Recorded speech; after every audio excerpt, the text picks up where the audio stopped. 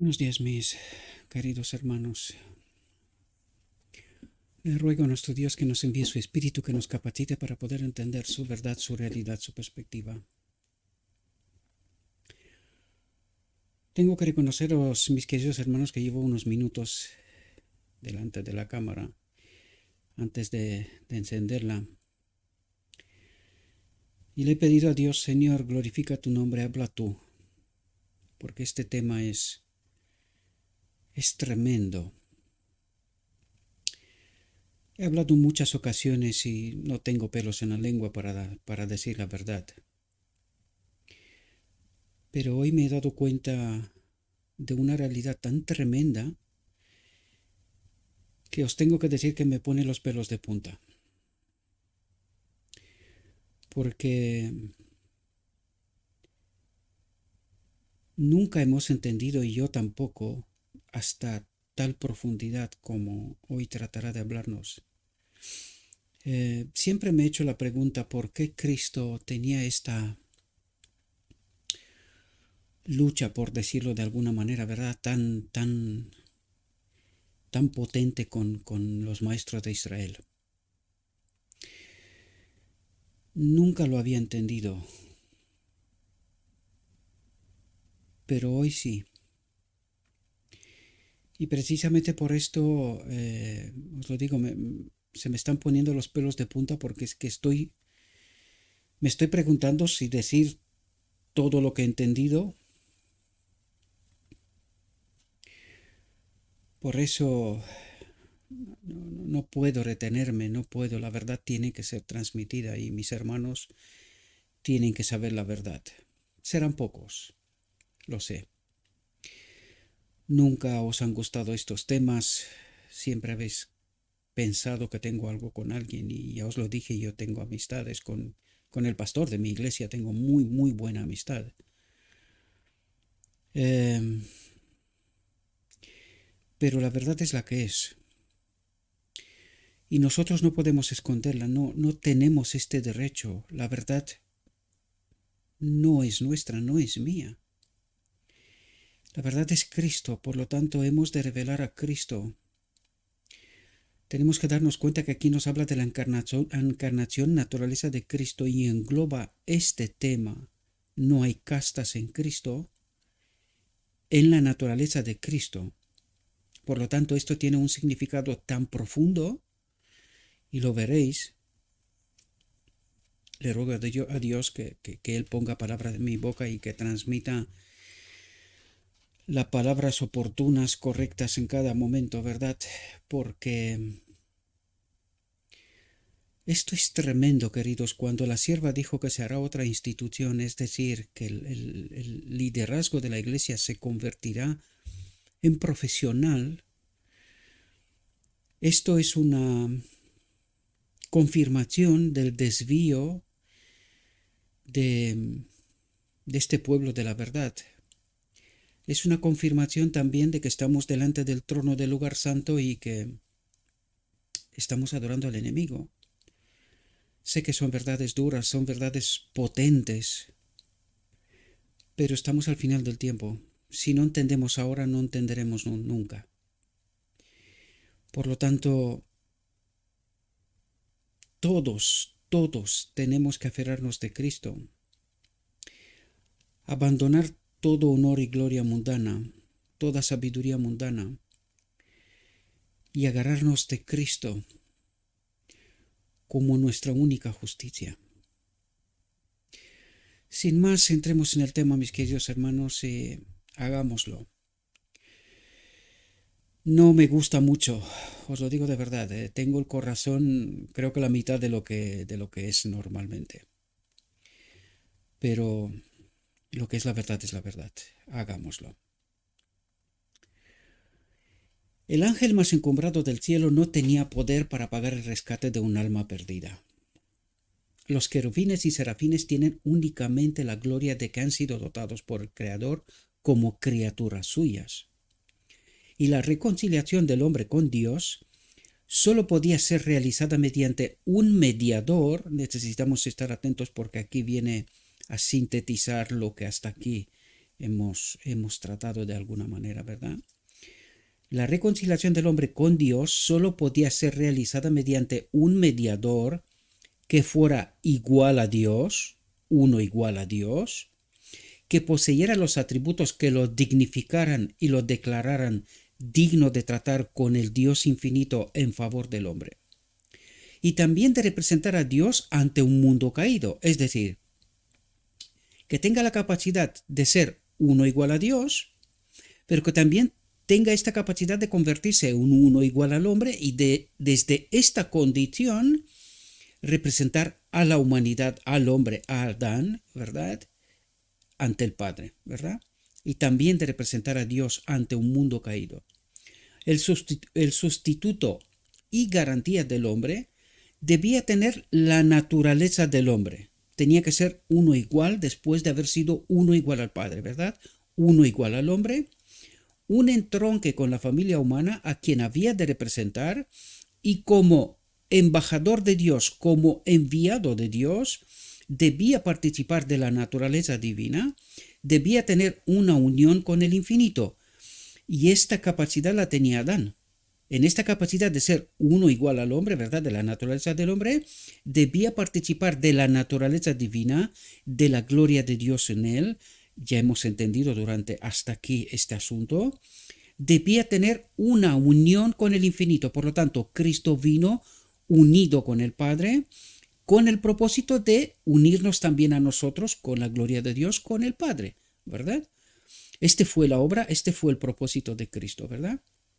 A fin de manifestar a Dios ante el mundo y ser un mediador entre Dios y el hombre. Y sobre esto pondrá todo el peso de esta reflexión. Es el único mediador entre Dios y el hombre, ¿verdad? Fijaos, dice, únicamente en Cristo se encontraban esas cualidades. Revistiendo su divinidad con humanidad, vino a la tierra para ser llamado Hijo del Hombre. Atentos porque aquí, por eso digo, siempre tenemos una confusión cuando dice revistiendo su divinidad con humanidad. Es decir, Cristo y el Padre son una, ¿verdad? Por lo tanto, son la divinidad, ¿verdad? Cuando Cristo se convierte en hombre, estando unido al Padre, es su divinidad. Y por eso dice, revistiendo su divinidad, ¿quién era en este caso su divinidad? El Padre, con humanidad. Es decir, Él se convierte en el hombre Cristo Jesús. Y por eso necesitamos entender la deidad está compuesta por el Padre y por Cristo.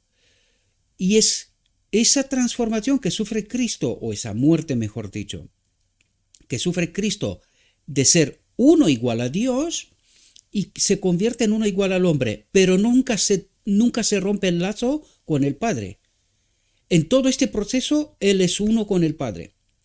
Por esto el Padre dice, lo exalta, adopta la naturaleza humana a Cristo y automáticamente en Cristo a todos nosotros, ¿verdad?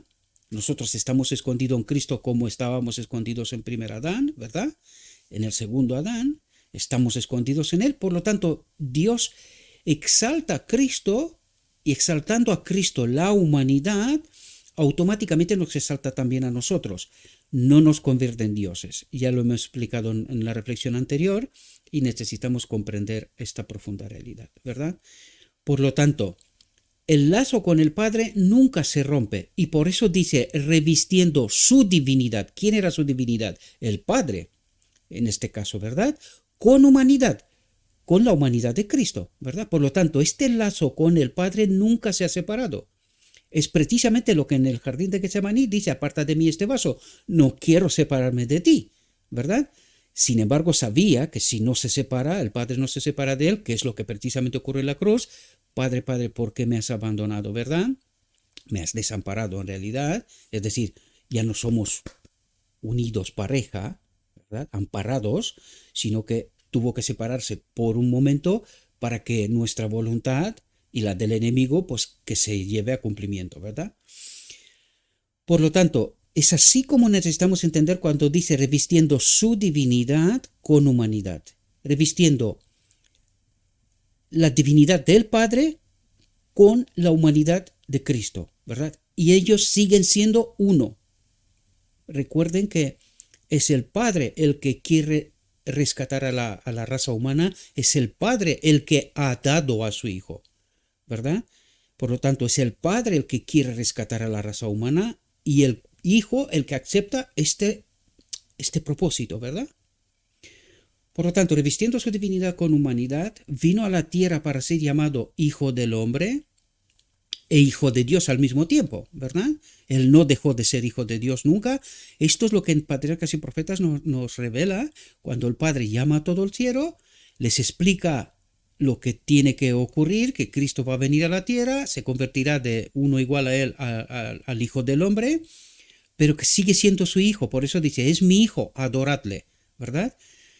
Hemos tratado todos esos temas, ¿verdad? Necesitamos tener cada vez más este puzzle de este cuadro, de esta imagen, ¿verdad? De lo acontecido en el cielo, pues debemos de tenerlo más claro. Después de 2 años de tratar todos esos temas, yo creo que todos aquellos que con fidelidad, por la cual agradezco, ¿verdad?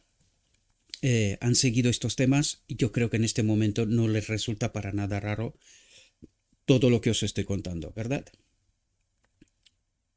Era la garantía para el hombre, el embajador para Dios. Fijaos, porque aquí nos revela una realidad tremenda. ¿Qué significa garantía? Y sobre todo pensad en lo que tiene que ocurrir en el día de la expiación, ¿verdad? Fijaos, era la garantía para el hombre, el embajador para Dios. ¿Embajador de qué? Del carácter de Dios, de la ley de Dios, ¿verdad? Él vino a revelar la gloria del Padre, la ley, el carácter de Dios, que es bueno, ¿verdad? Por lo tanto, Él se ha convertido en un embajador para Dios, para la ley. Fijaos lo que dice, la garantía para el hombre, vamos a ver si entendemos qué es garante, ser garante, y sobre todo en el día de la expiación. Dice, al satisfacer mediante su justicia, ¿quién era su justicia? La gloria de Dios en él, la presencia de Dios en él, ¿verdad? De Cristo, las demandas de la ley de Dios en lugar del hombre. Ahora analicemos esto. ¿Qué es Cristo garantía para nosotros en el día de la expiación? Hemos tratado de entender todos esos temas, ¿verdad? ¿Quién es la ley para nosotros? ¿Quién es este mensaje, Cristo nuestra justicia del día de la expiación? ¿Quién es Cristo en el día de la expiación para nosotros? Es garante. Y fijaos, ¿quién cumple la ley por nosotros? Por eso es tan importante comprender estar unidos al Espíritu, y es clave aquí. Por eso lo pone aquí. Es clave para poder entender este tema de las castas. No hay castas en Cristo. Por eso nos trata de explicar aquí. Nosotros recibimos la justicia de Cristo cuando nos convertimos en esta unión con el Espíritu, uno con Cristo, ¿verdad? Por lo tanto, es Cristo en nosotros el cumplimiento de la ley. Y es justo lo que dice aquí, la garantía para el hombre, al satisfacer mediante su justicia, ahora pensarlo en el día de la expiación, Cristo nuestra justicia, ¿verdad? Al satisfacer mediante su justicia de Cristo las demandas de la ley de Dios en lugar del hombre. Pero cuidado que no es sustituto. O sea, no sustituto completo, hemos tratado de entender este mensaje, no es la justificación por la fe de Lutero, porque en la justificación por la fe de Lutero es un sustituto total. Nosotros, en cuanto al pecado, no podemos hacer nada, ¿verdad? Sin embargo, en el día de la expiación tenemos que ser hechos, por lo tanto hay una obra de colaboración aquí. Nosotros tenemos que elegir y luego Él nos da el poder de vencer. Esto es una obra de colaboración que en el lugar santo, ¿verdad? En la justificación por la fe de Lutero no era necesario. Ahí simplemente nosotros colocamos el pecado sobre el cordero y estábamos considerados justificados. Pero en el día de la expiación colaboramos con Cristo eligiendo no pecar. Y una vez que nosotros elegimos, recibimos poder para llevar a cumplimiento esta realidad, ¿verdad? Es justo lo que trata de decirnos aquí. Por lo tanto, en el día de la expiación, Él es el garante de cumplimiento de la ley. Para mí, en mí, para mí. Por eso era tan importante y por eso recalco una y otra vez cómo de importante es estar conectados con el Espíritu de Cristo, el otro consolador. Porque solamente así puede ser Cristo el cumplimiento de la ley en mí. Solamente así puedo tener poder para vencer. De otro modo, no estoy en Cristo, Cristo no puede ser mi justicia, estoy perdido. Y es justo lo que tratará de explicarnos en esta reflexión. Por eso os lo he dicho yo que se me pusieron los pelos de punta cuando entendí la auténtica realidad. La auténtica realidad. El único mediador es Cristo y no hay ninguna intermediación. Y lo entenderemos cuando llegue el momento, ¿verdad? Que enseguida llegará. Por lo tanto, la garantía para el hombre, al satisfacer mediante su justicia de Cristo las demandas de la ley de Dios en lugar del hombre, y el representante de Dios al hacer manifiesto su carácter ante una raza caída. Y todo esto se cumple en Cristo, ¿verdad? El único ser que cumplía estas dos condiciones, ¿verdad? Ser uno igual a Dios y convertirse en uno igual al hombre, y en esta condición cumplir la ley para nosotros. Y allí deberíamos de entender también Cristo nuestra justicia, que ocurre en el día de la expiación, ¿verdad? Lo único que en el día de la expiación seremos hechos o somos hechos justicia, unidos al Padre, que es precisamente lo que ocurre en la boda del Cordero, ¿verdad? Pero recuerden que hay una preparación previa a este momento, y esta preparación previa no se puede hacer sin estar conectados con el Espíritu de Cristo. Es clave, lo explicamos en la reflexión anterior, os lo explico también aquí porque necesitamos entender todos estos detalles, toda la verdad, como nos lo dijo en la reflexión anterior, pero necesitamos entender, somos santificados en toda la verdad. Si no es toda la verdad, entonces no somos santificados, ¿verdad? 99,9% de santificado y un 1% de mentira es lo mismo que pasó en Edén. Y esto necesitamos entender. Tenemos que ser santificados en toda la verdad, incluido esta que ya os lo dije, no me gusta, pero es la verdad. Yo no puedo retener nada de lo escrito está. Nada de lo que Dios me lo da. ¿Por qué? Porque si hago esto, me separo del Espíritu y entonces esta obra se termina aquí. A partir de aquí ya yo no os puedo contar nada más, porque separado de Cristo no puedo hacer nada. Por lo tanto, si se me ha dado este entendimiento, he de llevarlo a cabo. Guste o no guste, incluso a mí. Y os digo una cosa más, aun si me costaría la vida, lo haría igual. Prefiero morir que separarme de Cristo. Y espero que podáis entender toda la profundidad, y es toda la profundidad que Cristo trata de revelarnos, y lo vamos a entender, ¿verdad?, en esta reflexión. Dice, el Redentor del mundo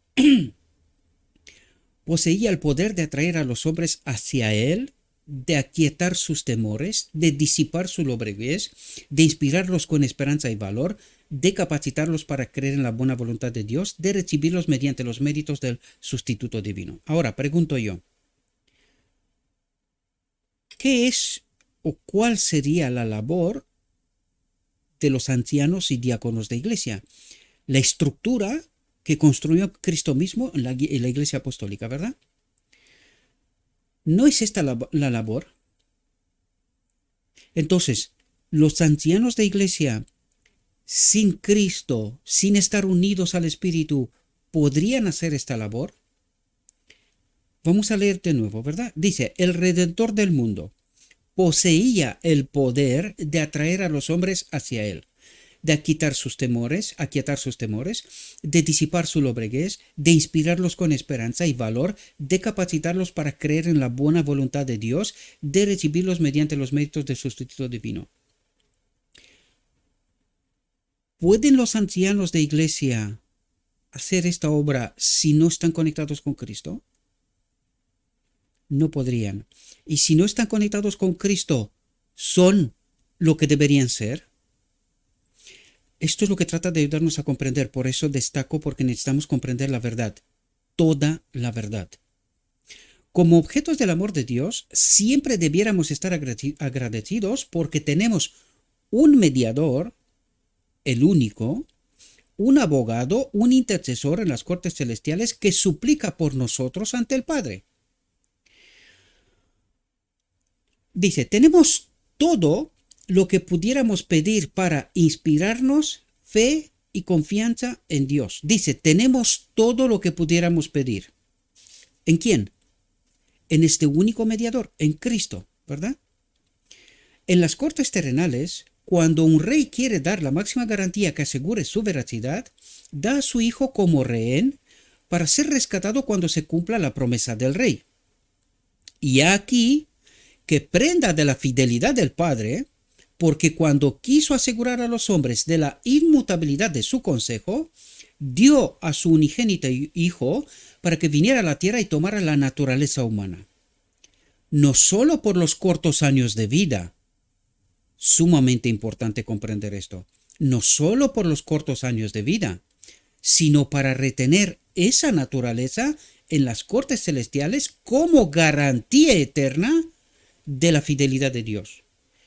Por lo tanto, Cristo es un ser humano, adoptado en el marco de la divinidad, ¿verdad? Es como Dios, es Dios, ¿verdad? Es el Hijo de Dios, pero por la fidelidad del Padre, ¿verdad? Él permanecerá con esta naturaleza para siempre, para siempre. Por lo tanto, una vez más Dios recalca, Él ha dado, y lo que ha dado no tiene más. Este Hijo en naturaleza humana no es el mismo Hijo que nos entregó a nosotros. Y esto necesitamos entenderlo. Y mucha gente no entiende. Por eso algunos dicen que Cristo preserva la misma naturaleza que tenía antes de venir a la tierra. Y no comprenden toda la profundidad de la verdad, ¿verdad? O la profundidad de las riquezas tanto de la sabiduría como del amor de Dios. Mirad cuál amor nos ha dado el Padre, que seamos llamados hijos de Dios. Mediante la fe en Cristo, llegamos a ser hijos de la familia real, herederos de Dios y coherederos con Jesucristo. Somos uno en Cristo. Esto tiene mucha profundidad, mis queridos hermanos.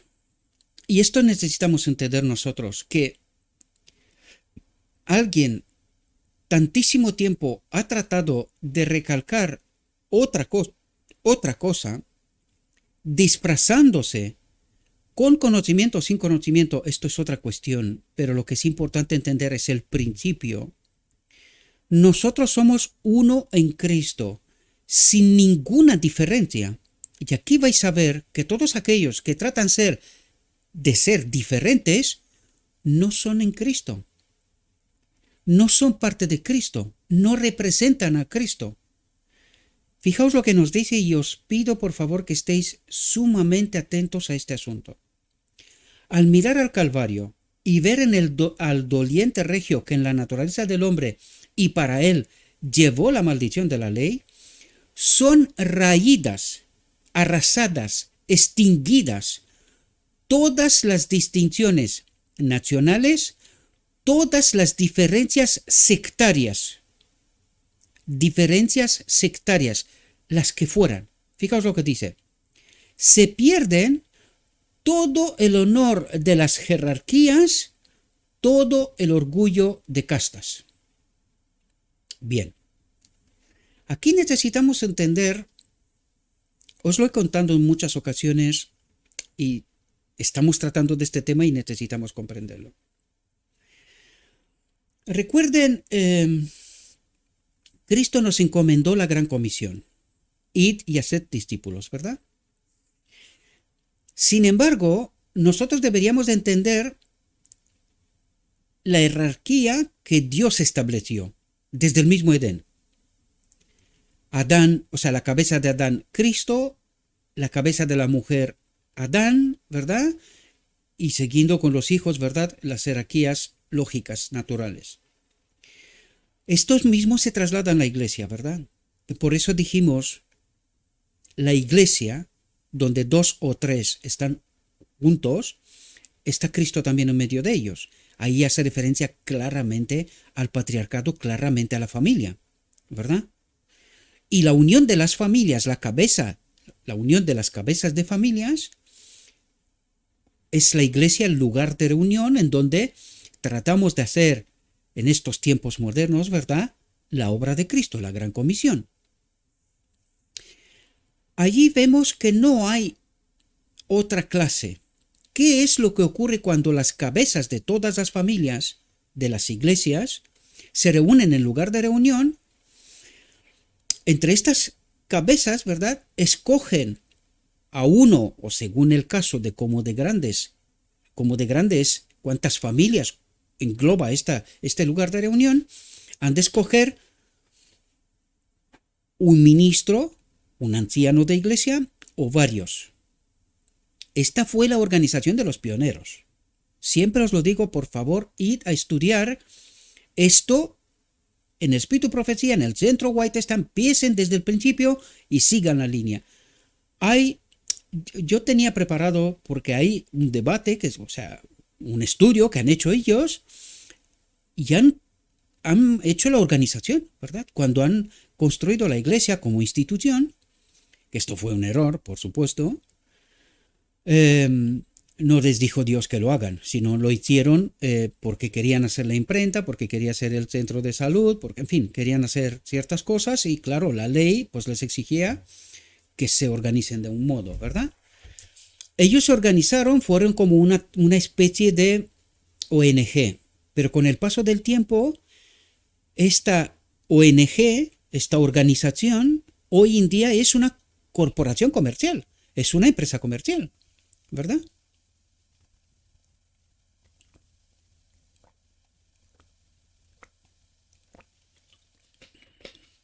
No hace falta decir mucho más porque es muy fácil, se va y se ve cómo está organizada la iglesia en Estados Unidos y vais a ver que es una corporación, una empresa de empresas en realidad, porque una empresa simple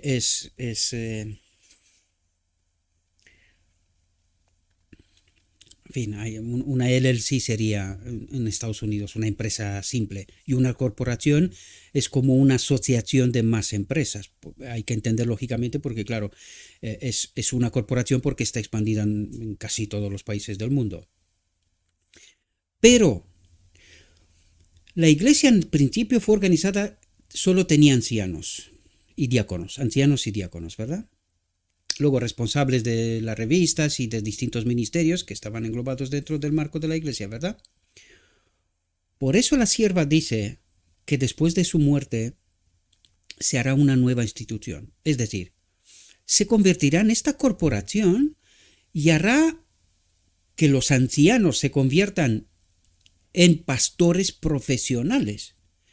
Hasta aquel momento, los ministros recibían ayudas desde los diezmos que se daban a la iglesia y que estos diezmos tienen el propósito de expandir el evangelio. Hoy en día se han convertido en el propósito de pagar sueldos a los ministros. Pero esto no fue el propósito inicial, ni la labor de los ministros no era la que es hoy.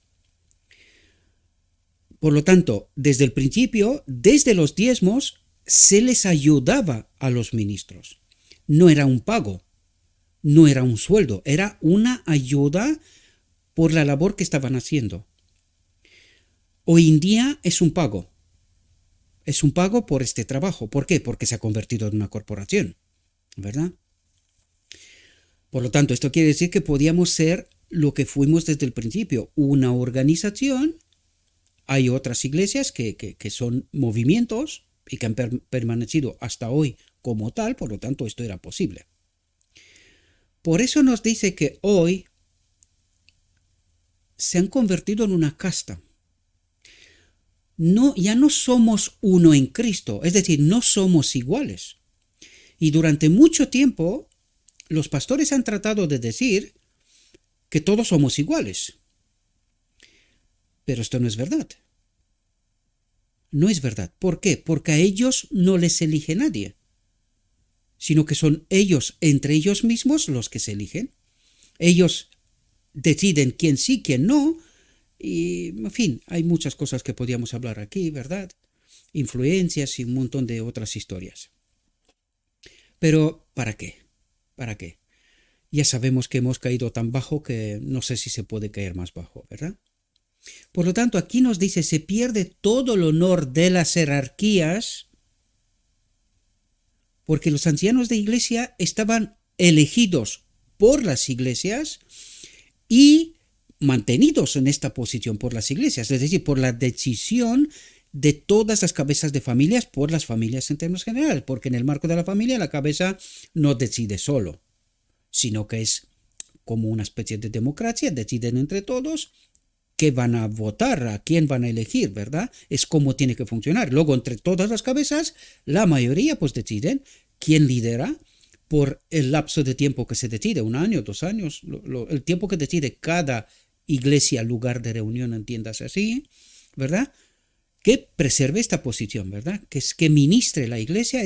Cuando dice ministre la iglesia, simplemente prediquen la palabra, porque la labor de ir en casas y de... Esto es del diaconado, ¿verdad? Ahí se han subminado valores y se han pervertido conceptos, ¿verdad? Para poder justificar cierta posición. Pero la labor del diaconado se ha reducido a una mera asistencia dentro de la iglesia de hacer ciertas cosas, pero si te lees el Evangelio vais a ver que esto no fue así. La organización que hicieron los apóstoles en la casa de tal, ¿verdad? Todos los ejemplos que el Evangelio nos lo da, era distinta. No es de ningún modo lo que hoy está ocurriendo. Esto es lo que trata de hacer Dios al final del tiempo, allanar, aplanar, que todos seamos de verdad uno en Cristo. Por eso viene y nos dice, incluso cuando el Apocalipsis 18 nos dice, salid de ella, pueblo mío, ahí deberíamos de entender, sin lugar a dudas, que va dirigido a nosotros también, porque nos hemos desviado tanto de la senda que Dios se ve obligado en decir, y con esto necesitamos entenderlo bien. Esto no quiere decir, recuerden que la profecía dice que estaremos todos juntos, la iglesia militante, la iglesia triunfante, como de costumbre, ¿verdad?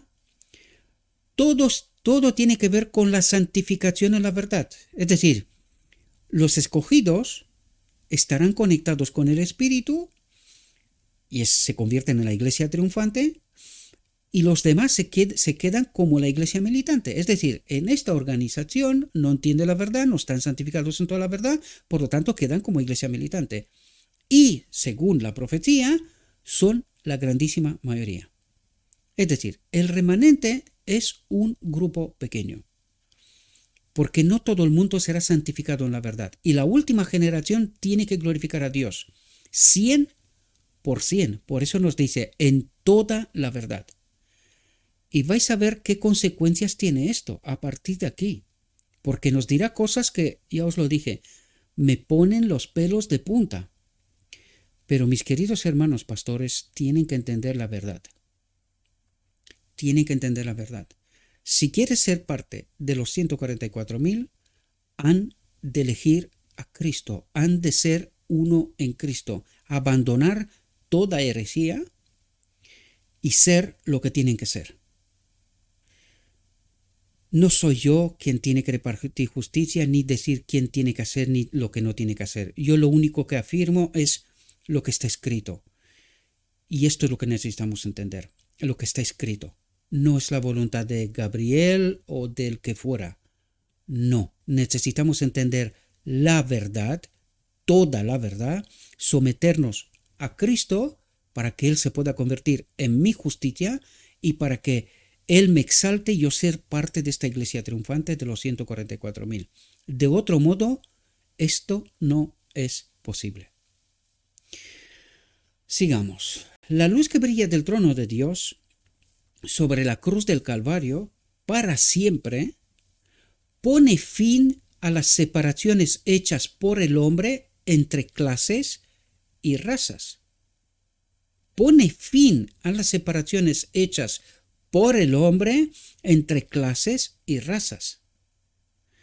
Por lo tanto, esto significa que todos, de igual medida, tenemos que convertirnos en uno en Cristo. ¿Cómo? A través del Espíritu. Y el Espíritu, recuerden que no puede obrar en injusticia. Por lo tanto, si no nos santificamos, no obedecemos toda la verdad, tal como la dice Cristo, no podemos estar conectados con el Espíritu, no seremos santificados en toda la verdad. Por lo tanto, esto tiene consecuencias gravísimas. No seremos parte de los 144.000, seremos perdidos. Quedaremos como iglesia militante, porque no quisimos aceptar la verdad, ser santificados en toda esta verdad. Por eso Cristo dice, salid de ella, pueblo mío. ¿A qué se refiere? Salid del engaño, no del lugar de reunión. ¿Y a dónde te vas a ir? ¿A dónde irás? Puedes quedarte en casa, pero ¿y cómo cumples la gran comisión? Es decir, tenemos que estar unidos, pero en el marco de esta iglesia tal como está, Dios separará, ¿verdad? Lo que es trigo de la cizaña. Entonces, en el marco de la iglesia, unos serán conectados con el Espíritu, otros no, serán perdidos. Pero cuando dice salid de ella, pueblo mío, se refiere salid del engaño. Salid del engaño, de esta teología, falsamente llamada teología, porque no es teología. La revelación de Cristo, de Dios, es a través del Espíritu, no de ninguna clase, de institución, de nada. No hay jerarquías. Eso es lo que trata de decirnos. Pone fin a las separaciones hechas por el hombre. ¿Qué tipo de separaciones? Todo tipo de separaciones. Nos iguala, ¿verdad? En Cristo somos uno, sin diferencias. Sin diferencias. Hombres de todas las clases llegan a ser miembros de una familia. Hijos del Rey Celestial. No mediante el poder terrenal.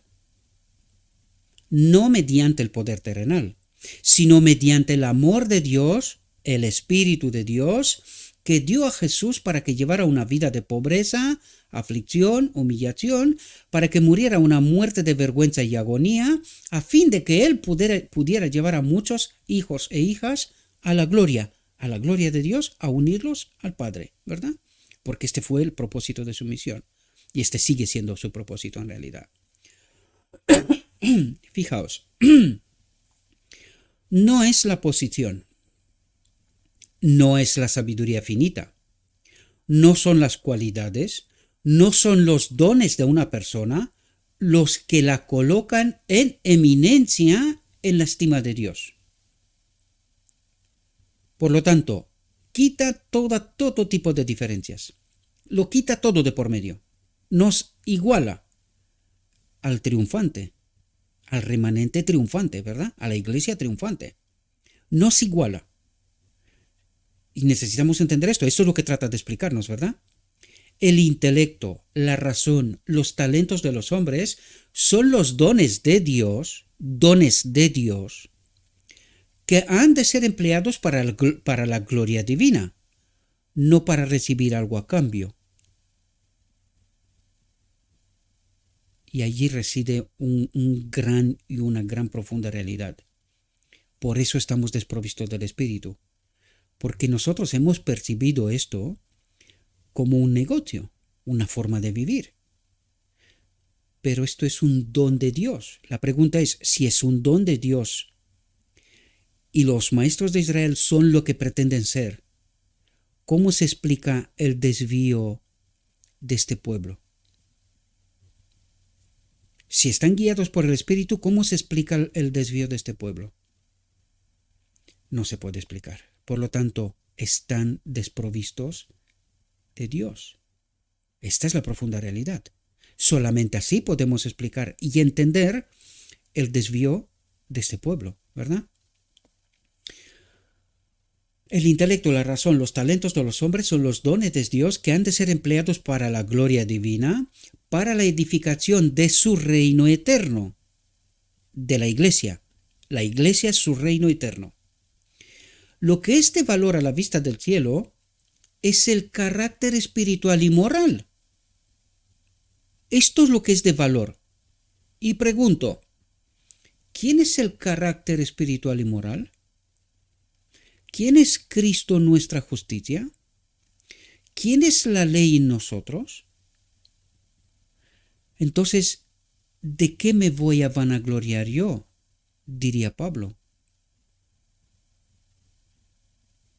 Solo de Cristo, Cristo crucificado.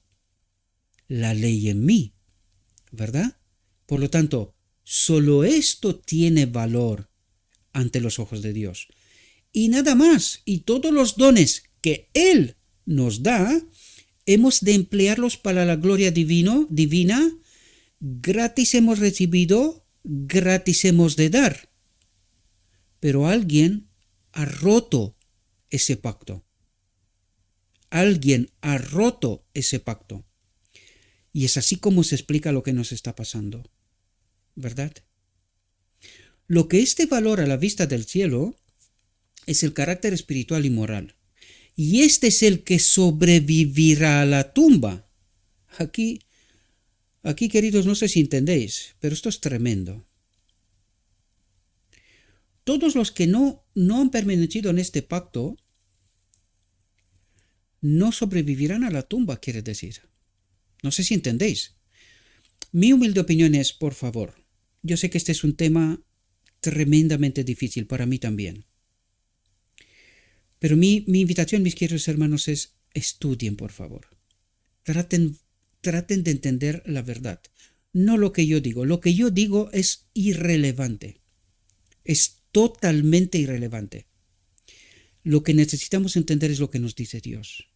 Pero sobre todo, ¿por qué lo dice? Esto es lo que necesitamos entender. ¿Por qué lo dice? Y esto es lo que necesitamos comprender en toda la profundidad, para no permanecer más en el engaño. Volver a la senda antigua. La senda antigua es Cristo, Él es el camino. La senda antigua es Cristo. A Cristo tenemos que volver, porque tanto nos hemos desviado de Él. Y creemos servir y adorar a Cristo. Pero tal como entiendes en toda la profundidad, queridos, a medida que avanzamos en la verdad, nos damos cuenta cuánto nos hemos alejado de Cristo y a quién estamos adorando en verdad. Sé que son verdades tremendamente dolorosas, pero todos hemos de volver a Cristo. Si no es así, vana esperanza tenemos. Lo que es de valor a la vista del cielo es el carácter espiritual y moral, y este es el que sobrevivirá a la tumba y será hecho glorioso con inmortalidad por los siglos infinitos de la eternidad. Por lo tanto, quiere decir, si no nos fuimos a la tumba con Cristo, tampoco resucitaremos.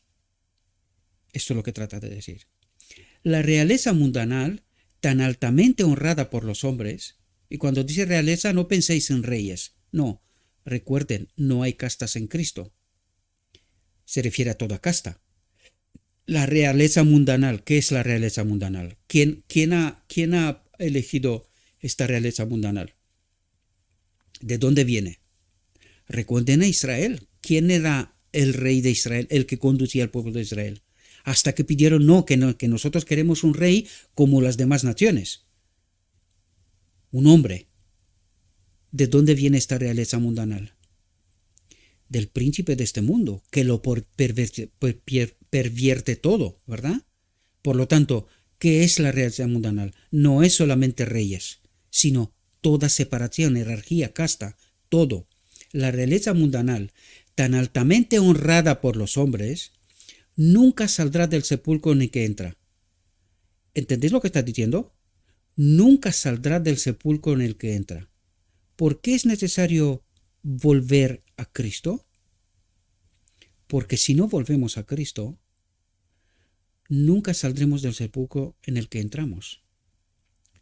Por lo tanto, quiere decir que no seremos salvos, ¿verdad? Las riquezas, los honores, la sabiduría de los hombres, que han servido a los propósitos del enemigo. Espero que podáis entender toda la profundidad de este mensaje, mis queridos hermanos. Es duro, es tremendo, pero necesitamos ser santificados en toda la verdad.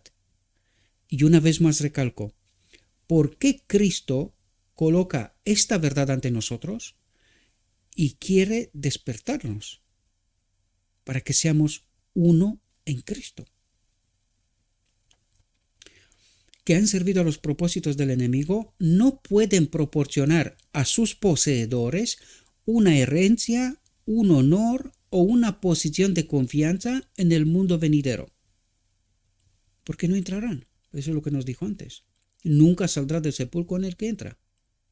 Tan solo los que han apreciado la gracia de Cristo, el Espíritu de Cristo, el garante, la obra de Cristo, que los ha hecho herederos de Dios y coherederos con Jesús, se levantarán de la tumba llevando la imagen de su Redentor.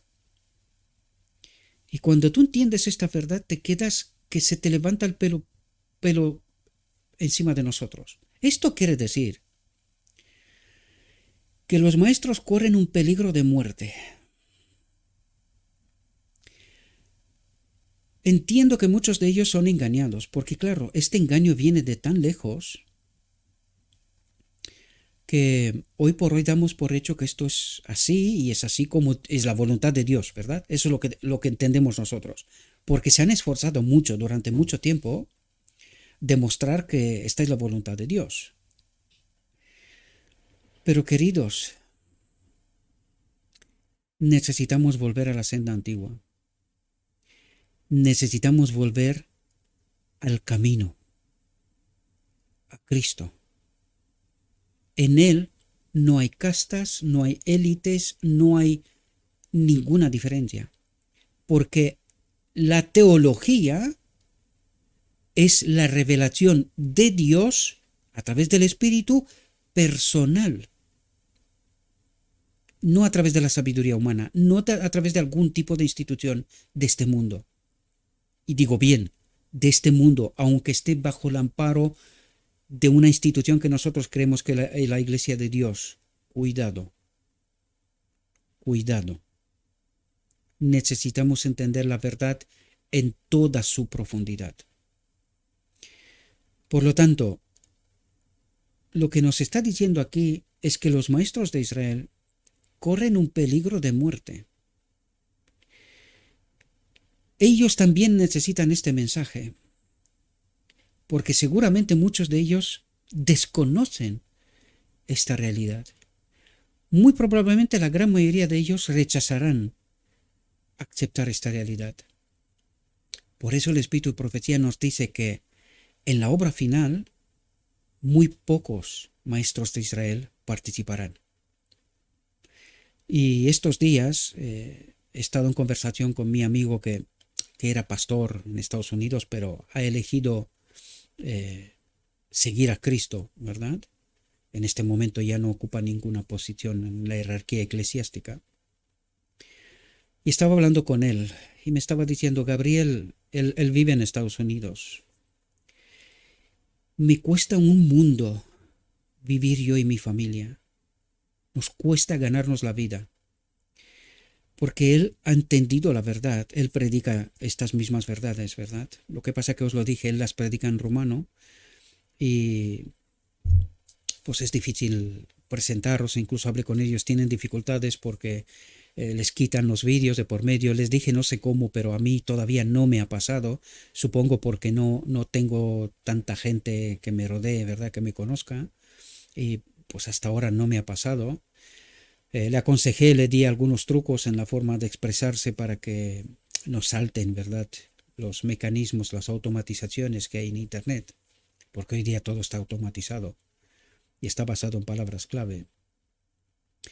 Pero me estaba diciendo, Gabriel, me cuesta muchísimo subsistir, yo y mi familia, sin tratar de mentir e engañar a nadie, simplemente decir la verdad. Y diciendo esta verdad, muchos maestros de Israel van a por él a saco, porque esta verdad no es fácil de asimilar, no es fácil de asimilar. En fin, son tiempos difíciles, por eso es tiempo de angustia. Por eso en este tiempo nosotros tenemos que confiar plenamente en Cristo, santificarnos plenamente en la verdad, separarnos de este mundo y depender completamente de Cristo. Y no es fácil, queridos, no es fácil. Entren en esta obra y lo experimentarán, lo entenderán. Entenderán cosas que yo no os cuento y que son experiencias mías y de mi familia, ¿verdad? Y entenderéis lo que significa depender de Cristo, completamente de Cristo. Lo entenderéis. Todos los que sean hallados dignos de ser contados como miembros de la familia de Dios en el cielo, atentos lo que dice, se reconocerán mutuamente como hijos e hijas de Dios. Este es el único título que quieren, desean y tienen. Ningún otro más. Están unidos en el Espíritu. Esta es la única gloria que necesitan y desean. Ninguna gloria de este mundo. Ninguna. Comprenderán que todos ellos reciben su fortaleza y perdón de la misma fuente, de Jesucristo que fue crucificado por sus pecados. Saben que deben lavar sus mantos de carácter,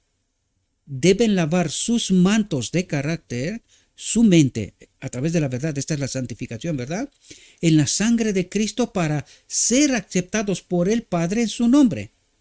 Por lo tanto, si nosotros no entendemos esta verdad, si no somos santificados en esta verdad, no seremos unidos con Cristo, es decir, no vamos a tener estos mantos de carácter lavados en la sangre de Cristo, en la justicia de Cristo en el día de la expiación.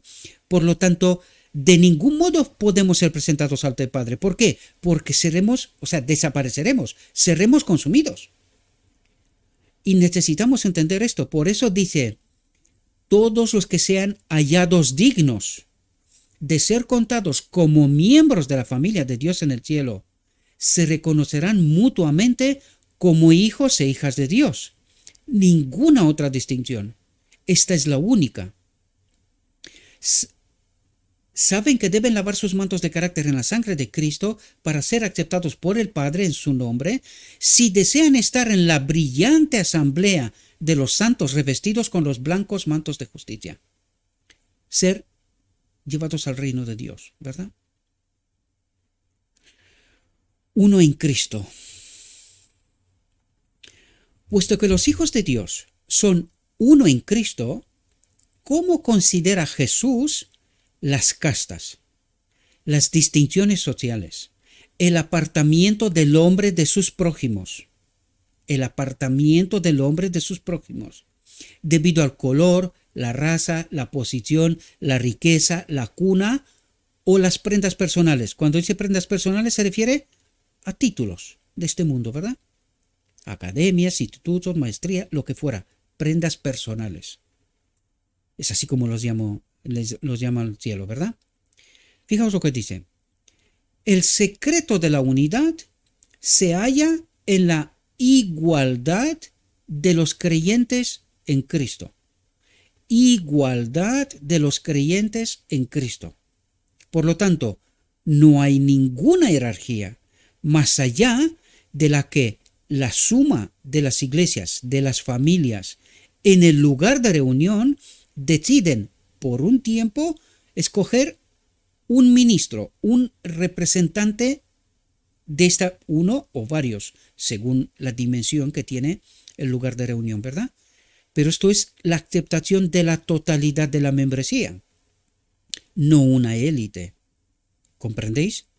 que no les elige nadie ni los lidera nadie, sino son ellos que se lideran a ellos mismos y a la feligresía, a la membresía. Por lo tanto, el secreto de la unidad se halla en la igualdad de los creyentes en Cristo. Y esta es la iglesia de Cristo. Los que están unidos en el Espíritu, solamente así podemos ser iguales.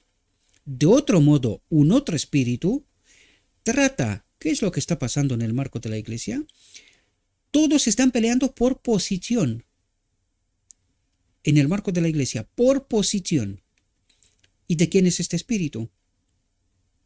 Os dejo a vosotros que decidáis según lo escrito está, no lo que digo yo, ¿verdad? Atentos.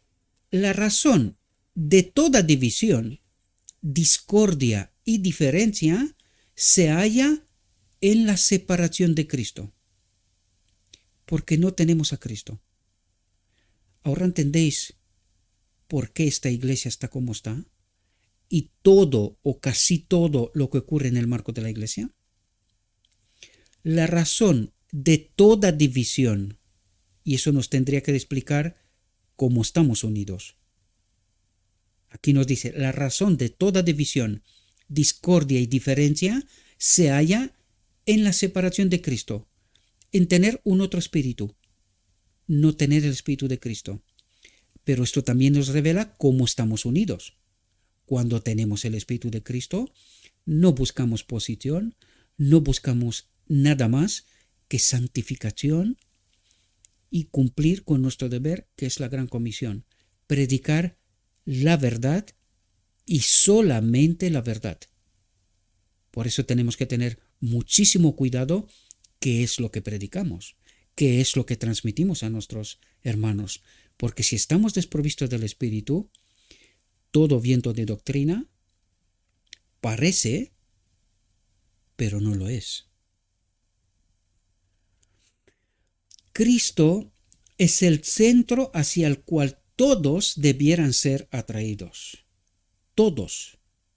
Pues mientras más nos acercamos al centro, más estrechamente nos uniremos en sentimientos, simpatía, amor, crecimiento en el carácter e imagen de Jesús. En Dios no hay acepción de personas. No hay diferencias, no hay corrupción, no hay, eso no existe. Todos son Cristo, iguales. Jesús conocía la inutilidad de la pompa terrenal y no prestó atención a sus despliegues. En la dignidad de su alma, la elevación de su carácter, la nobleza de sus principios, estuvo muy por encima de las vanas jerarquías del mundo. Vanas jerarquías del mundo. Aunque el profeta lo describe, porque aquí necesitamos entender qué es la ley de Dios y cómo se manifiesta. Y así entendemos cómo se obra en el reino de Dios. Esto necesitamos entender en toda la profundidad, queridos. Y o es el Espíritu de Cristo, la gloria de Dios, que se manifiesta en nosotros, o estamos muertos. Y no hay jerarquías, de ningún modo. Y de todas maneras aquí necesitaríamos entender otra realidad, otra perversión que ha hecho el enemigo en este mundo. Ha copiado las jerarquías del reino de Dios, pero la pirámide en el reino de Dios es revertida. El que lo sostiene todo es el Padre, Cristo, querubines, y todos estos sirven a todos los demás. Dios es el primero que obra. ¿Cómo le llamaban a Cristo? El jornalero, el que trabaja en y para nosotros. Justicia. Pues ¿cómo funcionan las jerarquías en el reino de Dios? Los que más altos están, más trabajan para sostener a todo lo demás. ¿Y cómo funcionan las jerarquías en este reino. Todos los demás trabajan para que unos pocos sean mantenidos y sostenidos. Este es el reino de Satanás. Así deberíamos entender la jerarquía dentro de la iglesia y entender de por qué esta institución no es la que formaron los pioneros. Lo siento que tengo que decir estas cosas, mis queridos hermanos, pero necesitamos entender la verdad. No queda mucho tiempo, ya estamos al final. O entendemos esta verdad y somos santificados en toda la verdad, nuestro carácter será limpiado en la sangre de Cristo, justificados, o moriremos. No podemos ser presentados ante el Padre así, con mentira y engaño, porque nos consumirá. Aunque el profeta lo describe como despreciado y desechado entre los hombres, varón de dolores, experimentado en quebranto, podría haber sido estimado como el más excelso entre los nobles de la tierra. Los mejores círculos de la sociedad humana lo habrían cortejado si hubiera condescendido a aceptar su favor. Pero no deseó el aplauso de los hombres, sino que actuó independientemente de toda influencia humana. ¿Cómo nos santificamos? Hemos de actuar independientemente de toda influencia humana. Y ahora me está poniendo el Espíritu un pensamiento. La iglesia militante no se salvará, entre otras cosas, porque han convertido a sus maestros en ídolos. Y este espíritu maligno los retroalimenta recíprocamente a los de la feligresía a adorar a sus maestros y a los maestros a no aceptar esta realidad. Un círculo vicioso, ¿verdad? Pero nosotros, al único que tenemos que glorificar, al único al que tenemos que someter, en Él somos todos una, es a Cristo, a nadie más, ¿verdad? A nadie más. La riqueza, la posición, las jerarquías humanas, con todas sus variedades de distinciones de grandeza humana, no fueron sino otros tantos grados de pequeñez. Y yo os explicaba que cuando ves a los maestros corriendo por títulos, doctorados y maestrías y no sé qué historias, esto debería de demostrarnos de qué espíritu están conducidos, llevados. Porque Cristo no actúa de este modo. De ninguna manera. Para aquel que había dejado el honor y la gloria del cielo y que no poseía esplendor terrenal, que no se complacía en el lujo y que no exhibía otro adorno, sino la humildad. Nada más, la humildad. Los humildes, los rodeados por la pobreza, asediados por los cuidados, oprimidos por sus faenas, no podían encontrar razón alguna en la vida y ejemplo de Cristo que los indujera a pensar que Jesús no estaba familiarizado con sus pruebas, que no conocía la opresión de sus circunstancias y que no podía simpatizar con ellos en sus necesidades y pesares. La humildad de su modesta vida diaria estaba en armonía con su nacimiento y circunstancias humildes. El Hijo del Dios infinito, el Señor de la vida y de la gloria, descendió en humillación hasta la vida de los más modestos para que nadie se sintiera excluido de su presencia. Porque no hay castas, todos son una, ¿verdad? Se colocó al alcance de todos. Por eso nosotros decimos, la verdadera teología, conocimiento de Dios, es la revelación de Dios personal a través del otro consolador. Y por eso no hay distinción, por eso nos dice, esta es la verdadera unidad, en el espíritu, sin ningún tipo de jerarquía, clase, nada por estilo, ¿verdad? No eligió a unos pocos favoritos con los cuales relacionarse, esta élite, ¿verdad? Ignorando a todos los otros. ¿Entendéis? Y esto no es que lo diga Gabriel, aunque yo lo afirmo, ¿verdad? Porque está escrito y no necesito más defensa. Está escrito. Pero entendemos qué es lo que nos trata de decir Dios. Se contrista, atentos a lo que nos dice aquí. Se contrista al Espíritu de Dios cuando el conservatismo excluye al hombre de sus prójimos, especialmente cuando estos se encuentran entre los que profesan ser sus hijos. ¿Y qué significa se contrista el Espíritu de Dios?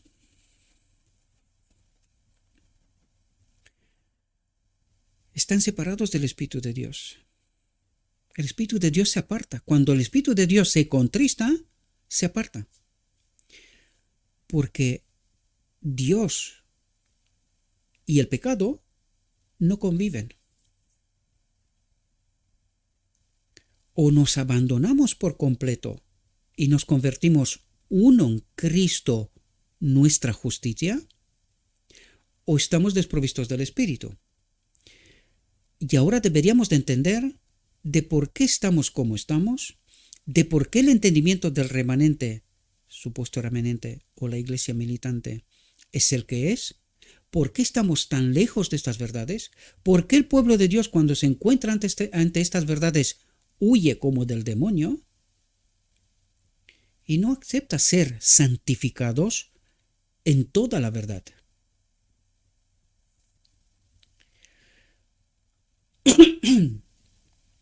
Cristo vino para dar al mundo un ejemplo de lo que podría ser la humanidad perfecta unida con la divinidad. Humanidad perfecta unida con la divinidad. Una sumisión y dependencia del Padre, ¿verdad? Y este es el ejemplo que nos da a nosotros. Una sumisión y dependencia del Espíritu de Cristo. Presentó al mundo una nueva fase de la grandeza, cuando exhibió su misericordia, compasión y amor. Dio a los hombres una nueva interpretación de Dios.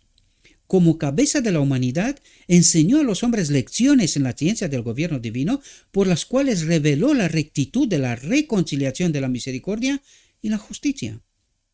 La reconciliación de la misericordia y la justicia no implicaban ninguna transigencia con el pecado, ni ignorar ninguna demanda de la justicia. Porque en el momento que nosotros, pensamos, y por eso es tan dañino en el día de la expiación este pensamiento de la justificación por la fe de Lutero, en el día de la expiación, de un sustituto, y no comprendemos la obra real del día de la expiación, y nosotros transigimos con el pecado. Por eso es tan dañino este mensaje: pecamos hasta que Cristo viene. Esto nos manda directamente a la muerte. Es una incomprensión total y absoluta de la obra de Cristo, por no decir del día de la expiación. Y esto demuestra dónde estamos de verdad: ante el trono del lugar santo, con un mensaje que Cristo lo ha abandonado, ha cerrado esta puerta, y esto demuestra dónde está este pueblo de verdad. ¿Por qué no será salvo? ¿Y cuál es su causa? Esto demuestra por qué tantos mensajes dirigidos a los maestros de Israel, que han de despertar. Dios no abandona a nadie, pero tenemos que despertar. Si no despertamos, hemos elegido y seremos perdidos, ¿verdad? Sino que dando su lugar debido a cada atributo divino, se podía ejercer la misericordia en el castigo del hombre pecaminoso e impenitente, sin destruir la clemencia de la reconciliación ni perder su carácter compasivo, y la justicia se podía ejercer al perdonar al transgresor arrepentido sin violar su integridad de la justicia. Cristo, nuestro sumo sacerdote. Pudo hacerse todo esto porque Cristo tomó la naturaleza del hombre, participó de los atributos divinos y plantó su cruz entre la humanidad y la divinidad, salvando el abismo que separaba al pecador de Dios. Porque ciertamente no tomó a los ángeles, sino a la simiente de Abraham tomó, por lo cual debía ser en todo semejante a los hermanos, para venir a ser misericordioso y fiel pontífice en lo que es para con Dios, para expiar los pecados del pueblo. Porque en cuanto él mismo padeció siendo tentado, es poderoso para socorrer a los que son tentados. Porque no tenemos un sumo sacerdote que no pueda compadecerse de nuestras debilidades, sino uno que fue tentado en todo según nuestra semejanza, pero sin pecado.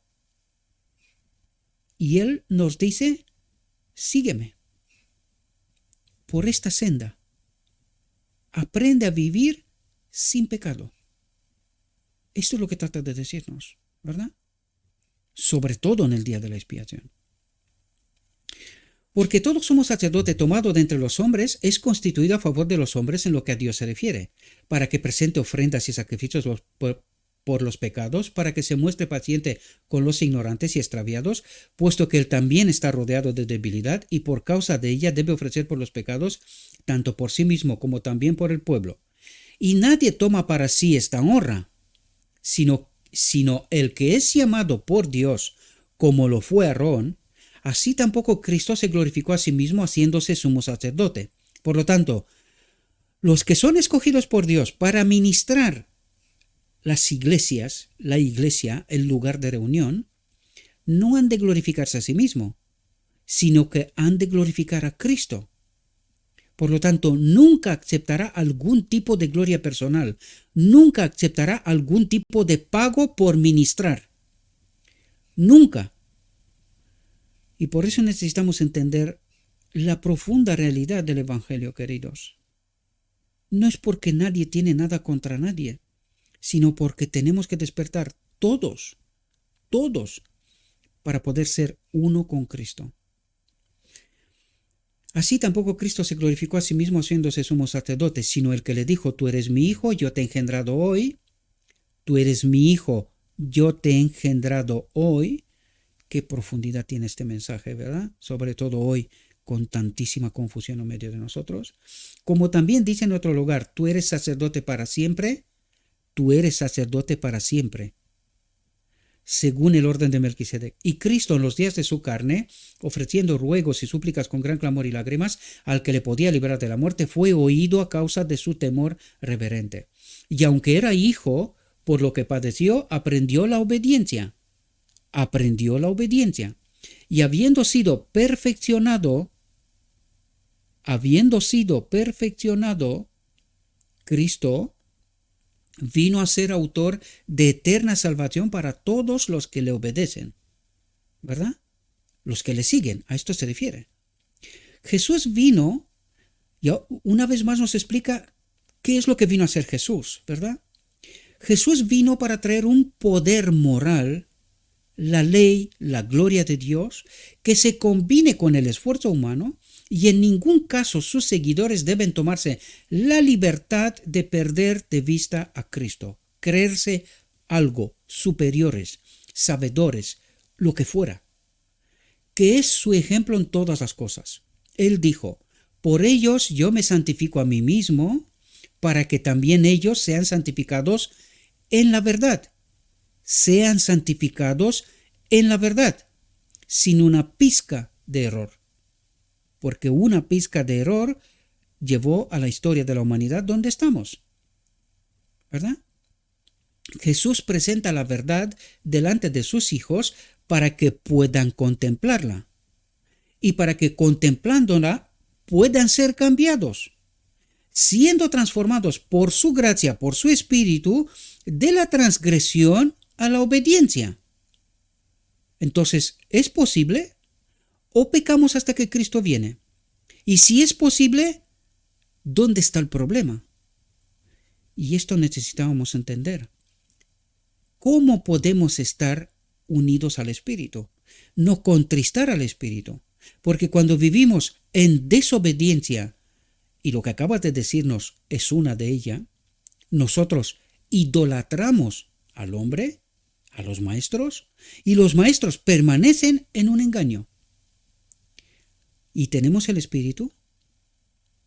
Esto es lo que necesitamos aprender, queridos. ¿Cómo podemos estar ligados al Espíritu?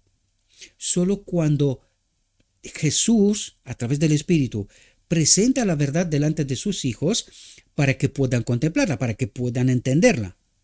Y para que, entendiéndola, puedan ser cambiados, siendo transformados, santificados a través de esta verdad por su Espíritu.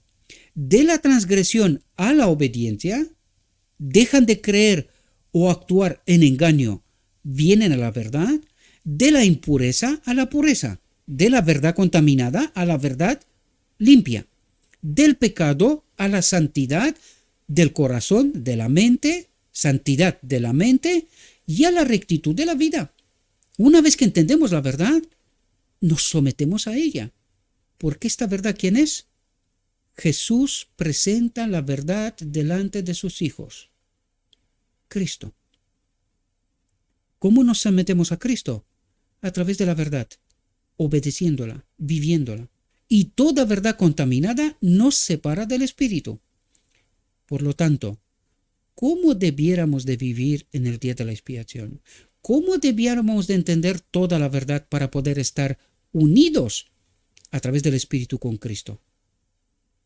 Y esto es lo que necesitamos entender sobre todas las cosas. Hay una clase especial. Pero fijaos qué clase. Entre los redimidos habrá algunos que se habrán aferrado de Cristo en las últimas horas de su vida. Y se darán instrucciones en el cielo a los que, cuando murieron, no entendían perfectamente el plan de salvación. Es decir, no entendían perfectamente toda esta verdad. Por lo tanto, no pudieron ser santificados en toda la verdad. Pero, sin embargo, aceptaron a Cristo. Pero pasaron por la muerte. Por eso os cuento yo, mucha gente será salva, pero tendrán que pasar por la muerte. Sin embargo, los 144.000, los que estarán en vida en la venida de Cristo, han de ser santificados en toda la verdad. Han de entender perfectamente, lo dice aquí, claro, no entendían perfectamente el plan de salvación. Sin embargo, los que estarán en vida han de entender perfectamente el plan de salvación. ¿Y este tema de las castas es parte del plan de salvación? Sí, porque es así como estamos en desobediencia. Cuando no aceptamos a Cristo y la verdad que Cristo nos revela, estamos desprovistos del Espíritu, por lo tanto, no somos salvos. Por lo tanto, y se darán instrucciones en el cielo a los que cuando murieron no entendían perfectamente el plan de salvación. Cristo guiará a los redimidos hasta el río de la vida y les explicará lo que en esta tierra no pudieron entender. No tuvieron más oportunidad, no habían conocido a Cristo en las últimas horas de su vida, lo han aceptado y cuando entren en el cielo se les explicará el plan de salvación perfectamente y lo aceptarán, por supuesto. Pero los que han tenido oportunidad, ahí entra el ladrón de la cruz. No pudieron entender porque no tuvieron más oportunidad. Murieron, ¿verdad? Pero los que pudieron entender, se les reveló estas verdades y rechazaron aceptarlas. Queridos, despierten, porque morirán, sean maestros o laicos. Si no aceptamos a Cristo toda su verdad, moriremos. Espero, mis queridos hermanos, que esta reflexión nos pueda ayudar. Es difícil, es tremenda. Y he decidido no pararme demasiado sobre esto, porque es tremendamente dura. Sobre todo para los maestros de Israel. Y yo soy uno de ellos. Así que, mis queridos hermanos, necesitamos aceptar la verdad, por muy dolorosa que pueda ser. Hemos de abandonarnos a nosotros mismos. Hemos de entrar en conformidad con Cristo. De otro modo, nos lo dijo, no saldremos de la tumba glorificados y moriremos. Seremos consumidos. Así que espero, mis queridos hermanos, que esta verdad os pueda santificar, os pueda ayudar a comprender cuál es la voluntad de Dios. Y le ruego a nuestro Dios que nos envíe su Espíritu, que nos capacite, que nos revele su verdad, su realidad, su perspectiva, y que podamos elegir en verdad, con su Espíritu. Y que no olvidemos que hemos de revelar al mundo todas estas verdades, para que no permanezcan en el engaño y para que no sea pedida la sangre de la gente de nuestras manos, porque hemos sabido la verdad y no les hemos revelado estas verdades. No les dimos la posibilidad de que elija. Y habéis visto esta última clase especial. Algunos, en los últimos momentos de su vida, aceptarán a Cristo y no serán rechazados. Pero ¿cómo aceptarán a Cristo si yo no cumplo con mi deber? Si yo no revelo la verdad. Espero, mis queridos hermanos, que esta reflexión os sea de ayuda. Os invito a que vosotros mismos reflexionéis, no os quedéis con mis palabras y os deseo, mis queridos hermanos, que tengáis un próspero día y que en todo lo que os he dicho os lo he dicho en nombre de Cristo Jesús. Amén.